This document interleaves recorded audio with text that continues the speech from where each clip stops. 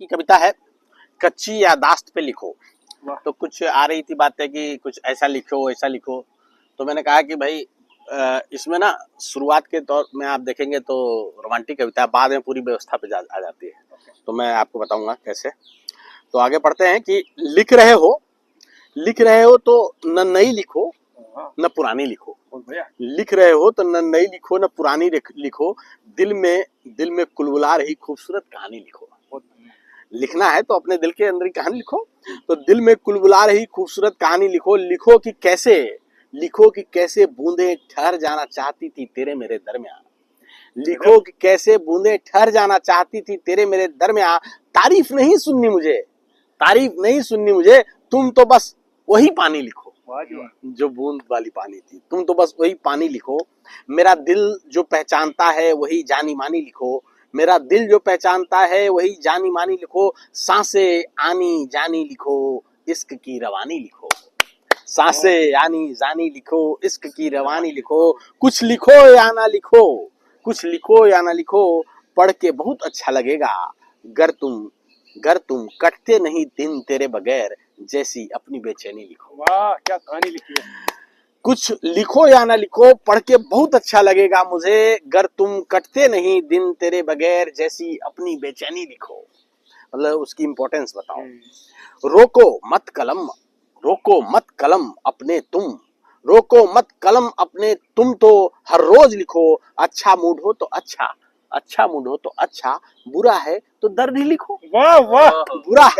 बुरा है तो दर्द ही लिखो।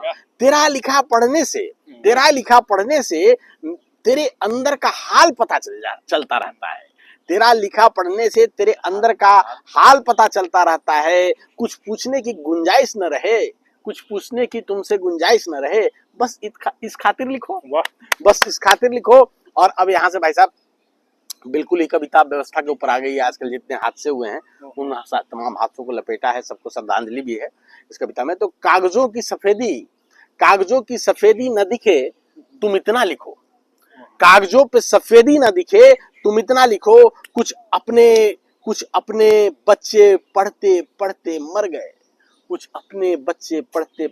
गए, उन पे भी लिखो। पैसे के चक्कर में इंसान को भेड़ बकरी सा कैसे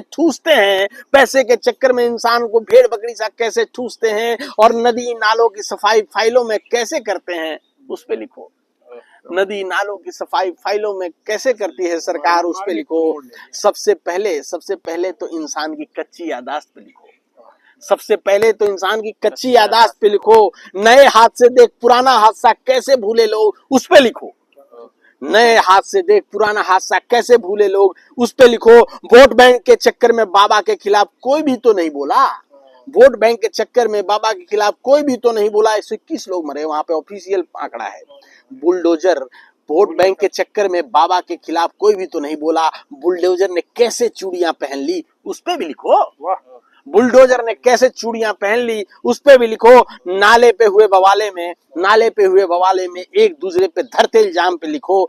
तुम चोर तुम निकम्मे की शोर में दबे इंसाफ की आवाज